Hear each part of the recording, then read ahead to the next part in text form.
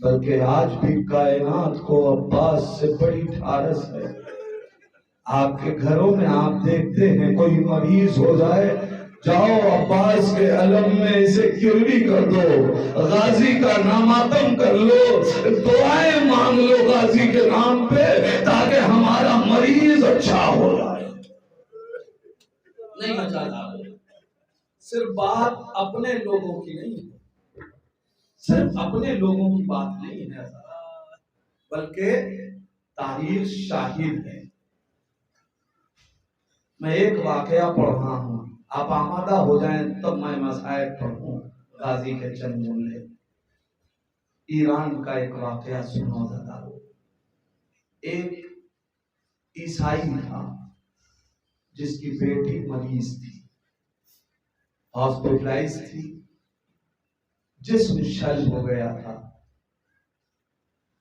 مختلف بیماریوں میں جوجھ رہی تھی۔ ڈاکٹرز نے جواب دے دیا، کہا تمہاری بچی، ایک دن ماں باپ سے کہہ دیا کہ تمہاری یہ بچی چند گھنٹوں کی مہمان ہے، عزاداروں کو سادے لوگ انشاءاللہ، چند گھنٹوں کی مہمان ہے۔ جب ماں باپ نے اتنا سنا نا تو ماں نے باپ سے کہا کہ جب میری بیٹی بچے ہی کی نہیں تو پھر ایسا کرتے ہیں اسے گھر لے کے جاتے ہیں تاکہ ہم اپنے دین کے اعتبار سے اس کو اپنے گھر سے رخصت کریں۔ یہ کہہ کے ڈسچارج کرا کے اپنے گھر لے کے گئے۔ باپ اور بیٹی کا رشتہ کیسا ہوتا ہے یہ وہ محسوس کرے گا جس کی آغوش میں بیٹیاں ہیں۔ اکلوتی بیٹی تھی باپ کی۔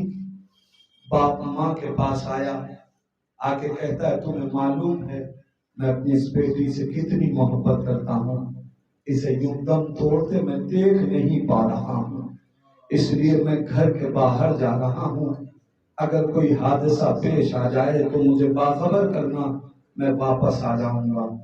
یہ کہہ کے باپ گھر سے نکلا۔ عزادارو، باپ گھر سے نکلا، وہ کہتا ہے میں تہران کی شاہراہ پہ گزر رہا تھا، میں نے دیکھا کہ ایک ٹرک ہے جس کے اوپر کچھ جالیاں ہیں جسے ہرے کپڑے سے لپیٹ کے لوگ لے کے جا رہے ہیں، اور پورا مجمع ہے جو لگا ہوا ہے، اور اس مجمع کی زبان پہ ایک ہی جملہ ہے، غازی عباس ابو الفضل، باب الحوائج ابو الفضل، یا عباس ابو الفضل۔ یہ کہہ کے ماتم کر رہے ہیں لوگ اور گریہ کر رہے ہیں۔ وہ کہتا ہے میں نے ایک مرتبہ ایک بزرگ سے پوچھا کہ بھائی یہ بتا یہ کیا کر رہے ہیں لوگ، یا پھر کس کا نام لیا جا رہا ہے، یہ کیا ہو رہا ہے؟ وہ کہتا ہے کیا تو مسلمان نہیں ہے؟ کہتا ہے نہیں میں عیسائی ہوں، میں مسلمان نہیں ہوں۔ کہا کیا کربلا کے بارے میں کچھ جانتا ہے؟ کہا ہاں میرے گھر کے بغل میں امام باڑہ ہے، وہاں مجلس ہوتی ہے، مجھے کربلا کے بارے میں معلوم ہے۔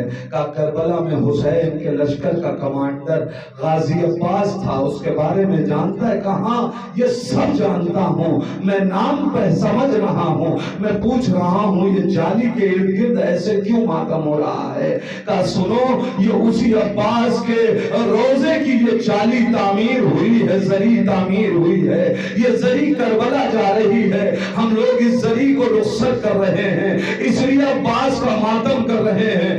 اتنا سننا تھا کہ وہ کہتا میں بے ساختہ زری کی طرف بڑھا، میں نے جالی کو تھاما اور تھام کے رونے لگا، روتے روتے میں نے کہا عباس مجھے معلوم ہے تمہارے آقا کی بھی ایک بیٹی تھی جسے تمہارا آقا بہت چاہتا تھا، اے عباس میری بھی ایک بیٹی ہے جو بیمار ہے، میں بھی اسے بہت چاہتا ہوں، اے غازی عباس اگر تم وعدہ کرو اور میری بیٹی کو شفا دے دو تو میں وعدہ کرتا ہوں اپنا مذہب بدل دوں گا۔ جزاک اللہ عزادارو، جزاک اللہ، آپ کی آواز گریہ بلند ہو گئی۔ وہ کہتا میں زری تھام کر بہت رویا، بہت گریہ کیا، بہت آنسو بہایا، جب میرا دل تھوڑا ہلکا ہوا تو میں بے ساختہ اپنے گھر کی طرف چلا۔ وہ کہتا ہے جب گھر میں میں اپنے محلے میں پہنچا اور اپنی گلی میں دیکھا، داخل ہوا تو دیکھا میری گلی میں بھیڑ لگی ہے۔ میں سمجھ گیا میری بیٹی مر گئی ہوگی، یہ لوگ مجھے پرسا دیں گے۔ میں اپنے کو آمادہ کر رہا تھا، مگر میری حیرت کی انتہا نہ رہی۔ جب میں گلی کے اندر داخل ہوا تو کوئی مجھ سے کچھ کہہ نہیں رہا ہے، خالی مجمع مجھے راستہ دے رہا ہے۔ میں تیزی سے بڑھتا ہوا اپنے گھر کی طرف گیا۔ اب جو گھر میں گیا تو کیا دیکھا، جو بیٹی اٹھنے کے لائق نہ تھی وہ صحن خانہ میں ٹہل رہی تھی، آنسو بہا رہی تھی، گریا کر رہی تھی، وہ بچی رو رہی تھی، صحن خانہ میں گریا کر رہی تھی، ٹہل رہی تھی۔ جیسے ہی مجھے دیکھا دوڑی ہوئی آئی، مجھ سے لپٹ گئی۔ میں نے بیٹی کو دیکھا، میں نے کہا بیٹی تو اچھی ہو گئی؟ کہا ہاں بابا میں اچھی ہو گئی۔ بیٹی کوئی تکلیف تو نہیں؟ نہیں بابا مجھے کوئی تکلیف نہیں ہے، مگر بابا اتنا بتاؤ گئے کہاں تھے؟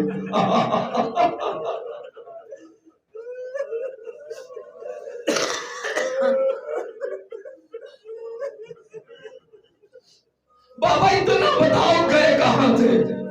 اب بیٹی یہ بتا تجھے کوئی تکلیف تو نہیں ہے نا؟ کہ نہیں بابا مجھے کوئی درد نہیں ہے، مگر اتنا تو بتاؤ گئے کہاں تھے؟ اب بیٹی پوچھ کیوں رہی ہے؟ کہ نہیں پہلے بتاؤ تو۔ کہ بیٹی میں عباس کے دربار میں گیا تھا تیرا مطالبہ کرنے کے لیے۔ کہا بابا جو شخص آیا تھا میری روح نکلنے والی تھی، اس نے آ کے فرشتوں سے کہا فرشتوں واپس چلے جاؤ، میرے آقا کا حکم ہے اسے حیات دے دو۔ فرشتوں نے میری روح چھوڑ دی، میں دنیا میں واپس آ گئی اور میں اچھی ہو گئی۔ مگر بابا جب میں ٹھیک ہو گئی اس نے مجھ سے کہا جب تیرا بابا آئے تو اس سے کہنا میں نے اپنا حق پورا کر دیا، اب اس سے کہو اپنا وعدہ پورا کرے۔ اے بابا آپ نے جو وعدہ کیا اسے پورا کرو۔ باپ کہتا ہے بیٹی مجھے اپنا وعدہ یاد ہے، میں اپنا وعدہ پورا کروں گا۔ سنو گے اداکار؟ تھوڑی دیر کے بعد وہ کہتا ہے بیٹی پھر بے ساختہ رونے لگی، اور اب اس طریقے سے رو رہی تھی کہ عجب طرب تھی، عجب گریہ تھا۔ باپ نے بیٹی کو گلے سے لگا لیا، بیٹی اب رونے کا کیا سبب ہے؟ کیا اب بھی کوئی تکلیف ہے؟ عزاداروں اگر سن سکتے ہو تو اس کا جواب سن لو۔ بیٹی کیا اب بھی کوئی تکلیف ہے؟ اب اتنا طرب کے کیوں رو رہی ہو؟ کہا بابا میں اپنے اوپر نہیں رو رہی ہوں۔ کہا پھر کس پہ رو رہی ہے؟ کہا جو آیا تھا اس پہ رو رہی ہوں۔ کہا اس پہ کیوں رو رہی ہے؟ کہا اے بابا آنے والا اتنا کریم تھا، ہم اس کے مذہب کے نہ تھے مگر ہمیں شفا دے دی۔ کہا رونے کا سبب کیا ہے؟ کہا بابا مگر جب وہ آیا تھا اس کے ہاتھ نہ تھے، ہاتھوں سے خون جاری تھا۔ اے بیٹی ارے کربلا میں وہ حسین کے کام آئے۔ جزاک اللہ عزادارو، جزاک اللہ۔ آپ اپنے ماتم ادا کر رہے ہیں۔ اے عزادارو ارے یہ عباس،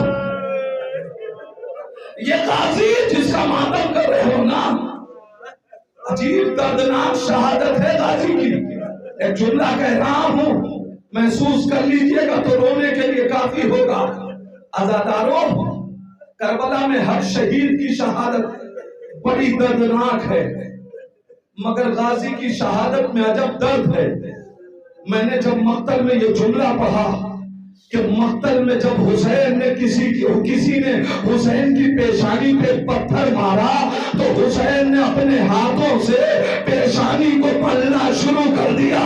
سنا عزادارو میں کہوں گا آقا آپ کے ہاتھ موجود تھے لہذا پتھر پڑا تو پیشانی سہلا تو نہیں، مگر اللہ اللہ عباس کی آنکھ میں تیر، ہاتھ موجود نہیں ہے۔ غازی نے سر جھکا کے اب جو پیشان اپنی آنکھوں سے تیر نکالنا چاہا، ارے ایک ملعون نے گرد مارا، عباس زمین پہ